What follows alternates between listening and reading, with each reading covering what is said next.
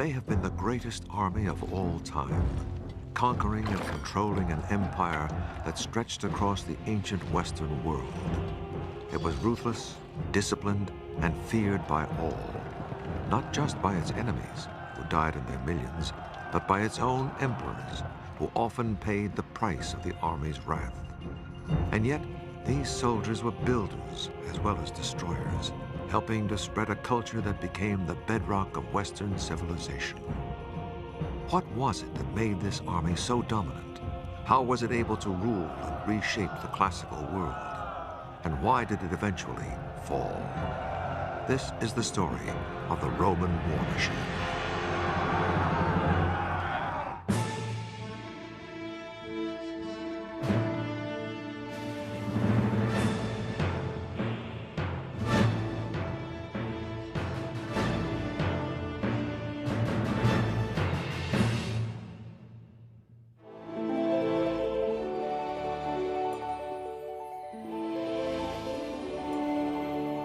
The glory that was Rome was built largely upon the power of its army. Until it discovered how to wage war, Rome was just another small Italian farming settlement. But there was something different about the Romans. They had a unique ability to turn themselves into a political and military power without equal. The city that would dominate the ancient world for centuries began as early as 1000 BC. Archaeologists have found the remains of dwellings from that period on Rome's Palatine Hill, where many centuries later, the Roman emperors built their palaces. Early Rome was dominated by a neighbor, the Etruscans, from what is now Tuscany to the north. Etruscan kings took control of Rome around 600 BC and ruled it for a century before the Romans expelled them. Rome then began creating the political and military system we recognize today. Rome became a republic with a Senate and two chief executives, the consuls, who were elected for one-year terms to handle important matters, including the military. Rome had to learn how to fight because it occupied an important trading crossroads on the Tiber River, and it was always skirmishing with envious neighbors. As early as 500 BC, Rome had an army of 6,000 men called a legion, from the Latin word meaning conscription. But this was a far cry from the professional Roman army that would later dominate the world. They are citizen soldiers, they are part-time soldiers, they get recruited for the campaigning season. They leave their fields, their work, to go off and fight in the army. At the end of the campaign, they're back, bringing in the harvest, bringing in the vintage, plowing the fields. Every year, able-bodied Roman men were summoned by trumpet to report for enlistment. But not all men. Only landowners were trusted to fight for Rome because they had something to protect. Service was regarded as a duty and an honor, and a must for any Roman seeking political power. The Roman people are reluctant to vote for people who cannot show their war wounds. There are many stories of people standing for politics in the forum, ripping their clothes to show their wounds, to demonstrate that they have fought for Rome in battle. Romans had to provide their own armor and weapons, so the wealthiest, the officers, had a helmet, armor, a spear, a sword, and a shield, while the poorest, the front ranks, had no armor and had only slings and stones for weapons. The early Roman army was modeled on the Greeks, especially the basic tactical formation. The Greek army used the so-called phalanx, a tight-knit, rolling infantry formation which came at the enemy like a forest of spears. Your whole army lined up, facing forward in lines, and then the first few ranks would hold out their spears and their shields, and the army would move forward en masse. The object was to simply push aside the enemy and in the course of it, kill as many as possible. Rome's first major victory was against its old nemesis, the Etruscans, when Rome conquered the nearby city of Veii in 396 BC. But the Romans didn't have long to celebrate. 6 years later, they met an entirely new kind of enemy, when Celtic warriors from the north swept down upon Rome. The Celts were a people linked by language, culture, and style of warfare. And Celtic tribes were spread across Europe, from Ireland to France and Switzerland. In 390 BC, a Celtic army thrashed the Roman legion and overran Rome.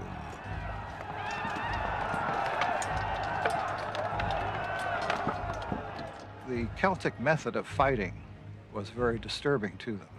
The Celts simply ran at you with hundreds and thousands of men, yelling, shouting, banging on metal objects, blowing their horns.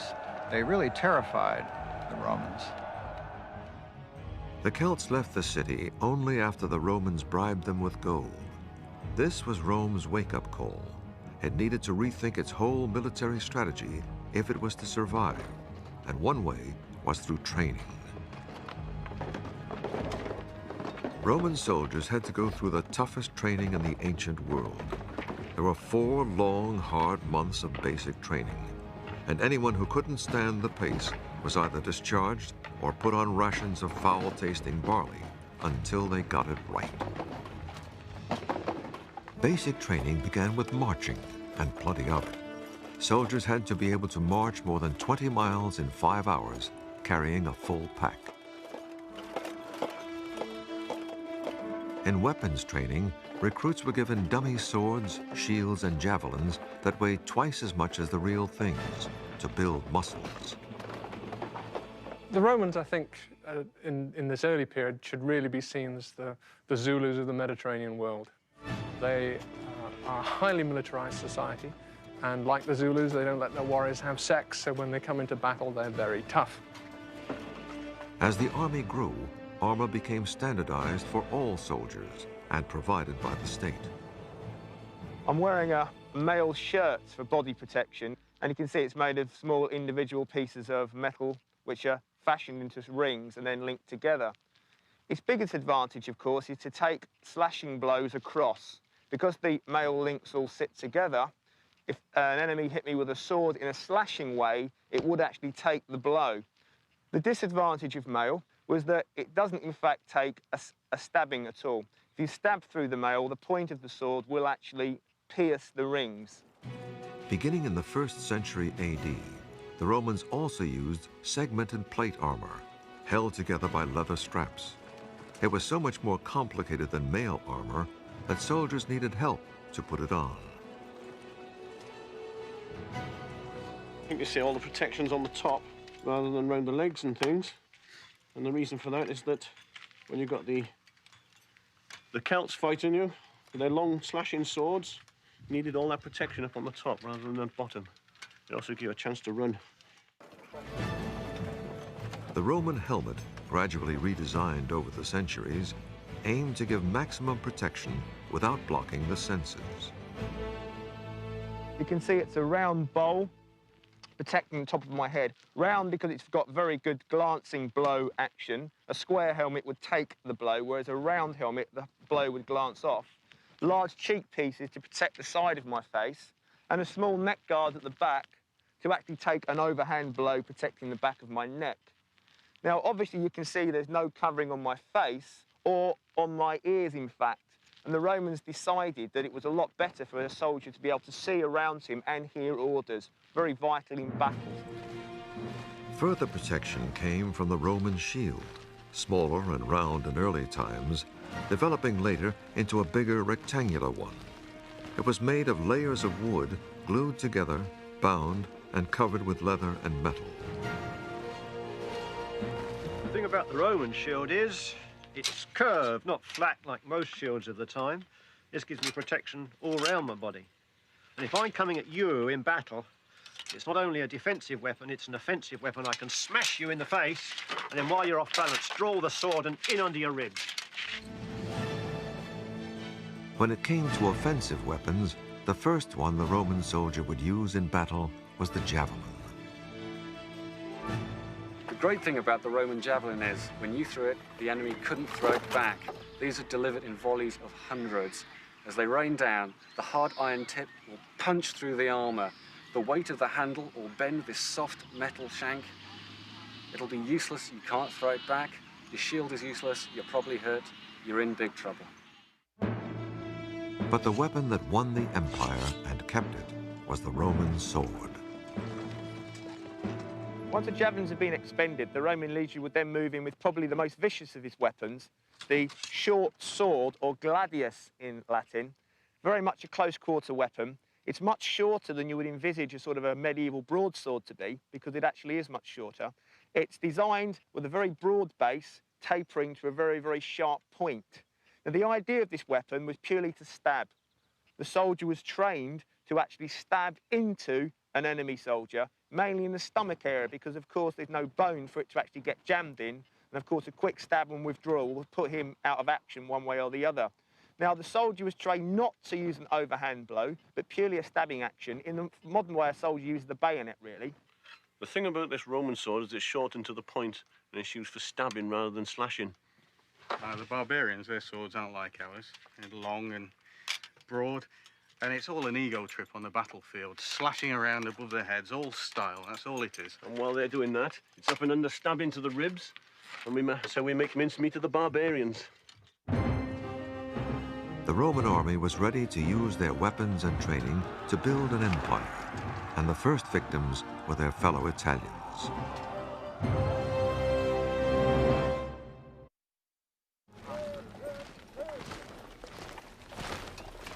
The basic unit of the Roman army was the legion, and over time it became highly structured. Eventually, the legion evolved into a unit of 4,800 soldiers. It was divided into 10 cohorts of 480 men each, which in turn contained 6 centuries. Not 100 men, as you might expect, but 80 soldiers. Each century had 10 groups of 8 men who shared a tent. The legionary commanders were usually political appointments, Roman noblemen doing service as they climbed the political ladder. Their military ability varied greatly, and so much of the real running of the army fell to the officers beneath them. The most famous of these was the centurion, in charge of a century of soldiers. As Rome's empire grew, centurions became career soldiers, working their way up through the ranks. Centurions usually had at least 15 years' experience. It was their job to train the men, discipline them, and lead them in battle. Because they'd seen so many campaigns, they understood the traditions of the army. They knew how the army could actually solve particular problems which it might encounter in future campaigns. So they were very much the living essence of the Roman legions. Well, I'm in the equipment of a Roman centurion. You can always immediately tell the centurion because his crest goes across his helmet. In this case, the crest is made of horsehair, though sometimes they were made of feathers. And if he'd been given military awards, you can see they're worn on a harness on the chest. Centurions were career officers who took the term literally. Centurions never had to retire. We find some cases of people over 80 still serving. So this, of course, helps to secure uniformity of standards and training and so on throughout the empire. You see careers of these centurions who've been all over the place in their very long lifetime. Centurions could make a soldier's life hell. They demanded bribes to excuse soldiers from the less popular duties and used their vine staffs to deliver punishment. One centurion, Lucilius, was nicknamed "Give Me Another" for his practice of breaking his staff over soldiers' backs. He was later murdered by his own men. After its early defeat by Celtic warriors in 390 BC, the Roman army changed its battle tactics. It did away with the rigid phalanx formation it had borrowed from the Greeks and used smaller fighting units called maniples or handfuls, highly maneuverable groups of less than 150 men. This allowed the Roman army to operate more effectively, perhaps on rather rougher ground, but also it allowed them to move groups of soldiers around to the flanks and to the rear of enemy armies. While the basis of the Roman army was its infantry, the foot soldier, each legion also had an attachment of up to 300 cavalry. The Romans were not natural horsemen, so they adapted tactics and gear from their enemies, including the Celts. One example was the military saddle. The saddle on top of it is a very odd-looking beast to most people now. It doesn't look like a modern saddle at all. The most obvious feature are the 4 horns on it, and the 4 horns are there because of the thing that is obviously missing. There are no stirrups at all. The Romans didn't ride with stirrups. The saddle that developed after they'd fought with the Celts had these horns as a very significant feature. If you've got no stirrups, as I said, you can't lean out sideways very safely on a flat saddle. These horns enable you to do that. The saddle looks short compared to a modern saddle because the back horns press against your backside, the front horns go under your thigh, and you can lean out probably to about 45 degrees with relative safety. Part of the cavalry's job was to harass the enemy, and the riders carried special light javelins for that purpose. As you pass an enemy, you can lob several of them at them.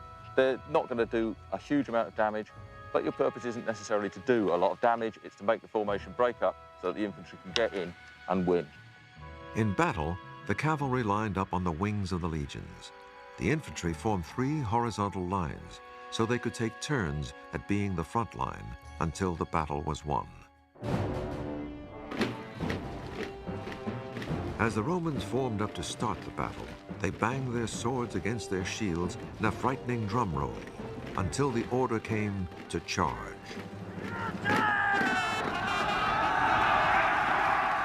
As the 2 sides closed in on each other, the Roman front lines would launch their javelins, disrupting the enemy formation. The infantry would form wedges to break up the enemy lines and allow close-in fighting.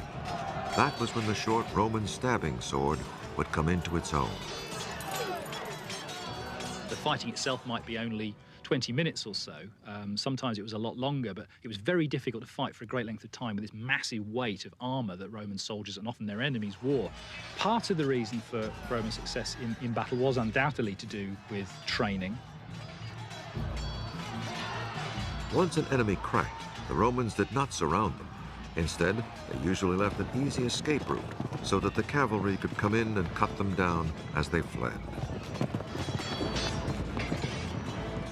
By 270 BC, Rome controlled much of the Italian peninsula. But unlike many ancient powers, it did not simply pillage its defeated neighbors, it turned them into allies, sometimes offering them Roman citizenship. That way, as Rome expands, the people whom it conquers are integrated, form part of the Roman army, and become the troops for the next wave of conquest out. So it's a cumulative process. And that, I think, is key to the success and the growth of this empire.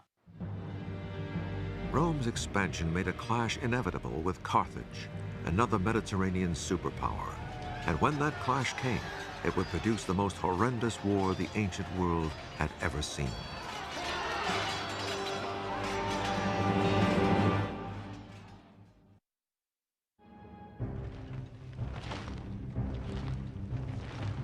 Rome's expansion in the 200s BC brought it into conflict with another empire across the Mediterranean. The city of Carthage, in modern-day Tunisia, commanded an empire stretching across northern Africa. In 264 BC, Rome and Carthage began fighting over control of Sicily, where Carthage had colonies. Rome found itself at a disadvantage. Carthage had a great navy, and Rome had almost none. Rome began building one, but most of its soldiers had never sailed, so they practiced on dry land, pretending to row in unison to get a feel for it. And when it came time for the real sea battles, Rome had a trick up its sleeve. It developed a kind of gangplank called a corvus that hooked onto Carthaginian ships so that the Roman soldiers could board them, turning naval battles into more familiar land battles. And that way, Rome routed the Carthaginian fleet. Rome won Sicily, Corsica, and Sardinia, but Carthage did not accept the defeat. In 218 BC, Carthage hit back under one of the most feared warriors Rome would ever face, Hannibal. And this time, the target was Rome itself. Hannibal was a man clearly with tremendous determination, a great personal hatred of Rome, which he'd inherited from his family who'd fought the Romans before. And it's also very clear that he had great personal magnetism.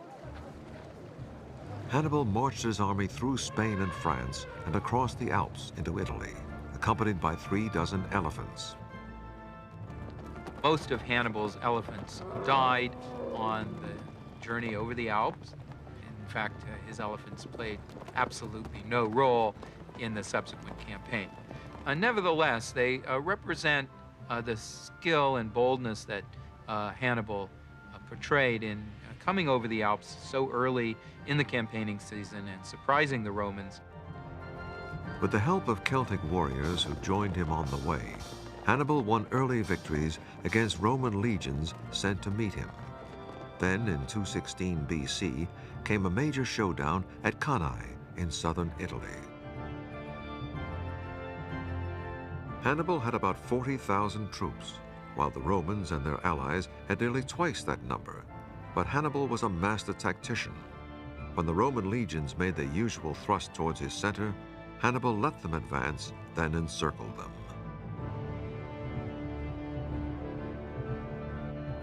It was a disaster for the Roman army. Some 50,000 Romans and allies were killed. There was panic in Rome, with cries of Hannibal is at the gates. But Hannibal was never able to capture Rome, because Rome's ingenious policy of creating allies paid off once again. What defeats Hannibal is the fact that the Romans have got 8, 9, 10 times as many men able to be impressed into the army as Hannibal has got. And they can lose 50,000 men in a day. And they keep on fighting because they've got the manpower. And no other state in the ancient world could ever achieve anything like that. Rome practiced total war against Hannibal. As an emergency measure, it called up every available man, even slaves, and sent legions to Carthage-held Spain to stop supplies and reinforcements from reaching Hannibal. The wars on this scale are fights for survival, literally for survival. If you lose these kind of wars in the early period, your city is destroyed, your women and children are dispersed across the Mediterranean world. That's the end of it. All societies are destroyed if battles are lost. It took 15 years of fighting before Hannibal was forced out of Italy. He returned to Carthage to defend it against a counterattack by the Romans, who finally defeated Hannibal in 202 BC. But despite the victory, Rome maintained a paranoid fear of Carthage and provoked a third war in 149 BC. It took the Roman legions 3 years to breach Carthage's huge city walls, and then the Romans slaughtered unknown thousands of Carthaginians and sold 50,000 survivors into slavery. Finally, the Romans leveled the city, plowed it into the ground, and according to legend, sowed it with salt so that nothing would ever grow there again. Any Roman army was capable of extreme brutality, particularly in the sack of a city which had resisted them, which they then managed to break into. Under those circumstances, it seems to have been normal Roman practice, almost policy, to slaughter absolutely everybody and everything, including animals. Everybody was just chopped to pieces. It was absolute carnage. After defeating Carthage, Rome also added Greece as a province after destroying the city of Corinth. Many other conquests followed, so that by 100 BC, Rome was undisputed master of the Mediterranean. The Romans justified their expansion in a way that many modern-day politicians would understand. They always convinced themselves that they fight defensive wars. No Roman war, no matter how offensive or imperialist it might look to us, to the Romans, it was always a matter of defense, always fending off an attack. So in a sense, that's how they justified a Mediterranean conquest. As rulers of a rapidly expanding empire, the legions had to get used to a lot of travel, and that meant travel on foot. When Roman soldiers marched, they carried up to 50 pounds of equipment on their backs, including weapons, armor, cooking utensils, rations, and tools for building a temporary camp. Most armies relied on natural defenses, but the Romans carried the tools to build a new camp wherever they were, a new one each day, if necessary.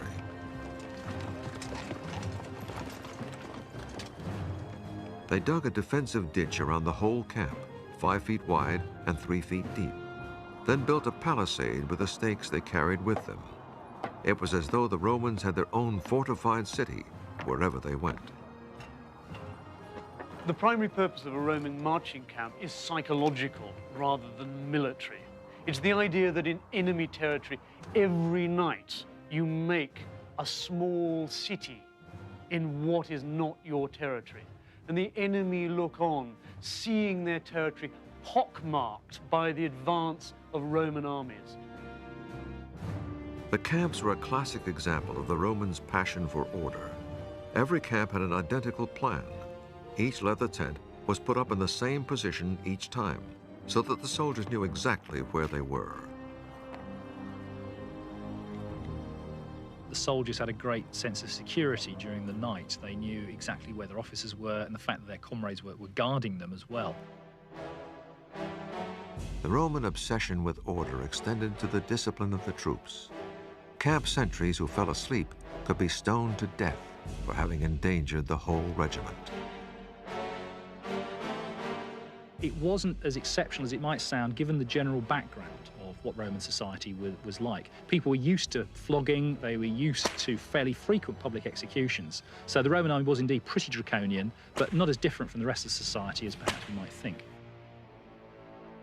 One infamous form of harsh discipline was decimation, the killing of 1 man in 10 of regiments that showed cowardice in battle. The men were selected by lot and clubbed to death by their comrades. Roman obedience was based on fear. If a Roman soldier was faced by a crisis in battle, that Roman soldier, that unit of soldiers, would stand their ground because they were more likely to survive a desperate fight in battle than to survive if they ran away. One famous case of decimation came when Roman legions suffered several defeats during a revolt led by an escaped gladiator, a warrior called Spartacus.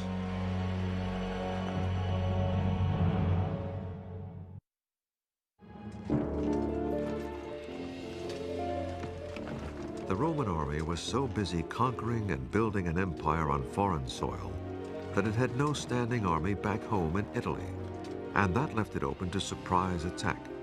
That's just what happened in 73 BC, in a revolt led by a foreign slave named Spartacus, who had been forced to become a gladiator.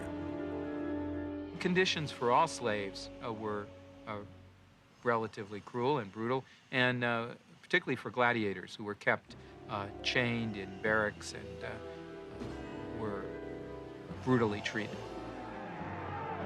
Spartacus led a revolt by fellow gladiators against their conditions and was soon joined in the uprising by slaves from the countryside. Millions of slaves were brought back into Italy, and a lot of them were prisoners of war, a lot of them were ex-warriors. And therefore, although many of them were kept in barracks and many of them were trained to be gladiators, they were a potential security risk. Because there were no legions stationed in Italy at the time, new legions had to be quickly raised and trained. But Spartacus and his men, using guerrilla tactics, defeated each legion sent to meet him, and his band remained at large in Italy for 3 years. The Roman Senate finally gave the nobleman Marcus Crassus the power to quell the revolt. To show he was serious, he began by decimating 2 of the legions that had lost to Spartacus, then raised 6 new legions and met the Spartans in open warfare. Their tactics were so unconventional. They refused to give battle until the very end in a conventional way. They confounded the expectations of the generals and the armies sent against them. In a sense, their mistake and what lost them their final battle was to behave like Roman soldiers, to fight a conventional pitched battle. Had they stuck to guerrilla warfare, their revolt might have been even more effective than it was. The legions defeated the rebel army and killed Spartacus, and then Crassus lined the Appian Way outside Rome with 6,000 crucified Spartacans, a lesson to anyone who opposed Rome and her army. In the early days of the Roman army, soldiers were called away for only a few months at a time between spring and harvest. But the expanding empire meant long campaigns overseas, and for property owners, the only men eligible for the legions, military service became an ever-increasing hardship. By 100 BC, Rome had about 130,000 men in uniform. One Roman man in 8 was a soldier, and he was required to do up to 6 years of service in one stretch, and a maximum of 16 years over his lifetime.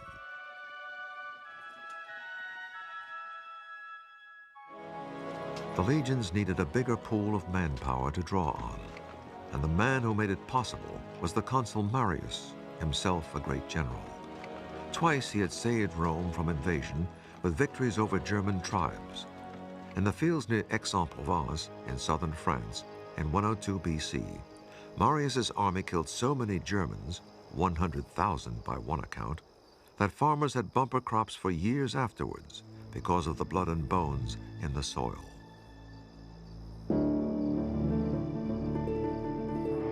As consul, Marius decided to throw the ranks open to all Roman citizens, whether they owned land or not.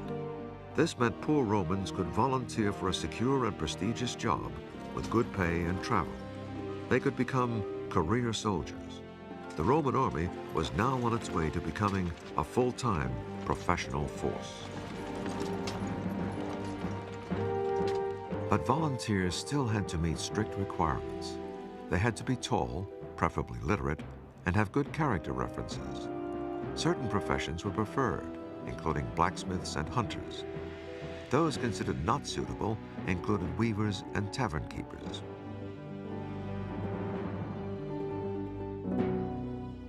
New recruits had to pass an interview and a medical exam, and then had to take an oath to perform whatever they were commanded for the Roman state, and to not shrink from death.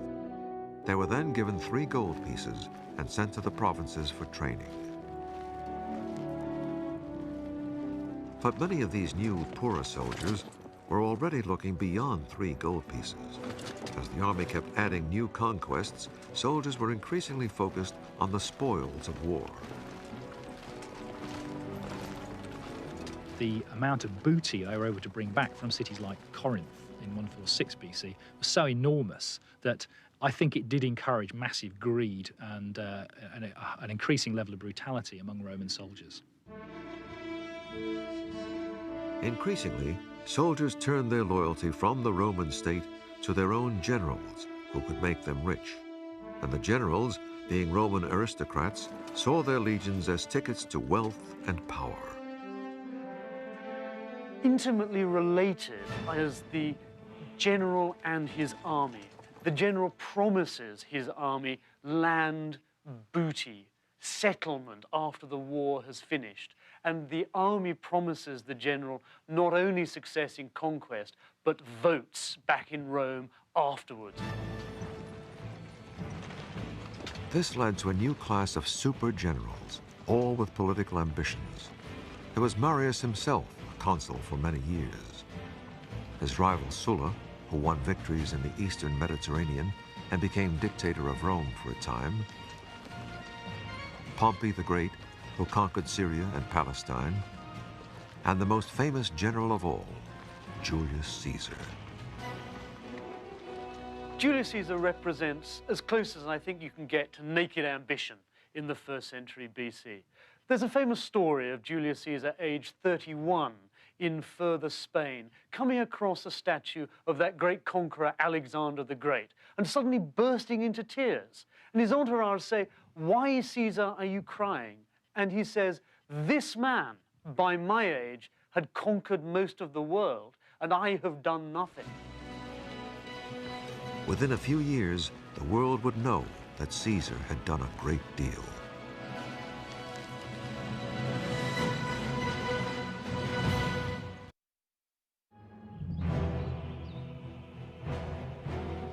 Of all Rome's great generals, none created more fame, bloodshed, loyalty, and hatred than Julius Caesar. He was a nobleman who worked his way up the political ladder and used his military command in Spain to pillage enough booty to buy votes in Rome. He was made a consul and formed a political alliance, the Triumvirate, with the rival general Pompey and Marcus Crassus, the richest man in Rome.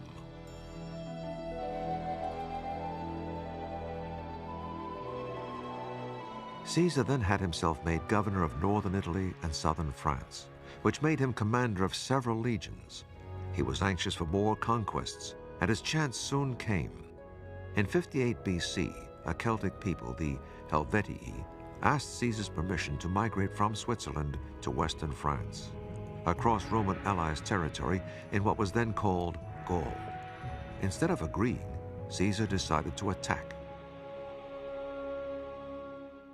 Caesar, of course, is a cynic. He needs a war, he needs the booty derived from that to finance his political campaigns. Before he goes on campaign in Gaul, he is deeply in debt. Gaul will provide the booty for repaying his creditors. Caesar sent 6 legions against the Helvetii, 360,000 men, women, and children. More than half the Helvetii were slaughtered, and the survivors forced to return to their homelands. It was a part of the political struggle at Rome in the late Republic. Pompey, his great rival, was Rome's best general. So Caesar, competing against Pompey, he has to be a better general.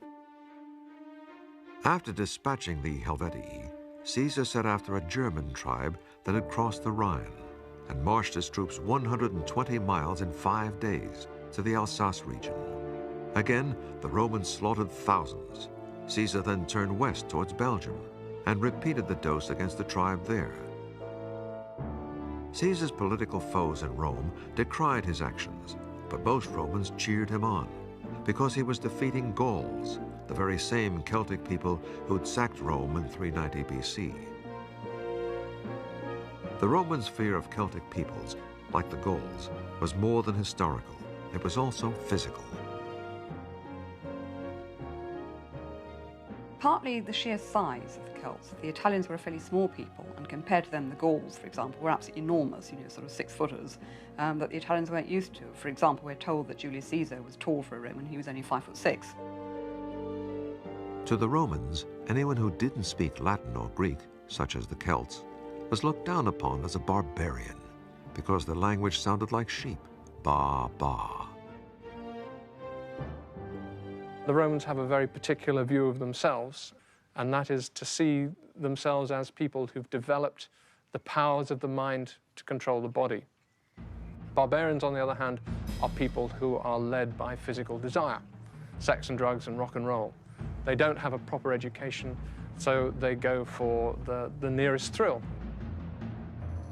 But the Celts that Caesar was fighting in Gaul were far from barbarians as we know the term.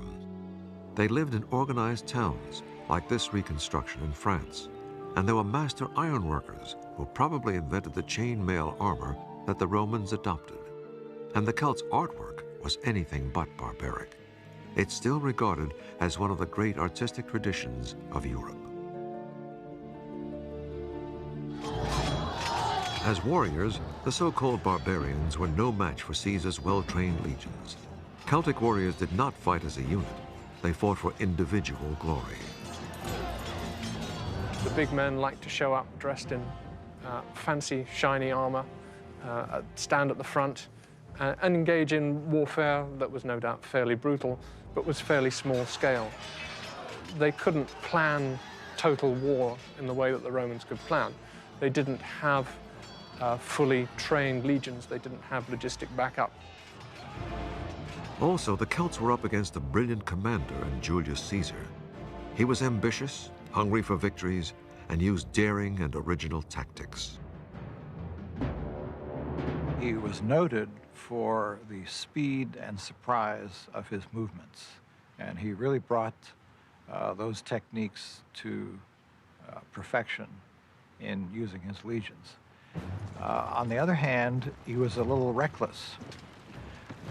Part of his daring, and he often got himself into terrible scrapes, but he was so quick and so perceptive of the enemy's intentions that he was always able to get himself out. From the word go, he was prepared to adapt. I mean, coming up against the Germans for the first time in his first campaign, enormous numbers of cavalry, he had virtually none. No problem, he simply gets in horses and tells one legion, right, boys, you're all going to be cavalry. Suddenly has 5,000 cavalry. Caesar knew he asked a lot of his soldiers, and so he went out of his way to cultivate an intense loyalty from them. He didn't ask them to do anything that he didn't do, and he often dismissed his bodyguard and had his horse led away and actually stood in the ranks with the troops. And his troops were very loyal to him. Not surprisingly, these loyal soldiers were also becoming wealthy soldiers through booty and slaves. The spoils of war were often won through great brutality. Caesar himself boasted that his campaigns in Gaul left 1 million dead and 1 million enslaved. Caesar just carried out what I've called actually a big game hunt. He took his legions back and forth across Gaul, slaughtering troops, pillaging towns, killing women, children. The Romans were terribly cruel on the Celts. Defeated enemies were often made into slaves. Slavery was tremendously important to Rome. 40% of the Italian population were slaves, the same percentage as the American South before the Civil War. Slaves are fundamental to Rome's war effort. Essentially, slaves free the Roman citizen to fight in the army. Without slavery, it would have been impossible for Rome so effectively to initiate these wars of conquest. Caesar's wars of conquest went on for 9 years. He was the ultimate example of everything the Roman army had become in its first 500 years. Dedicated, ambitious, ruthless. And Caesar would not stop with foreign conquests. With his army behind him, he would conquer his enemies in Rome and take the title of dictator for life.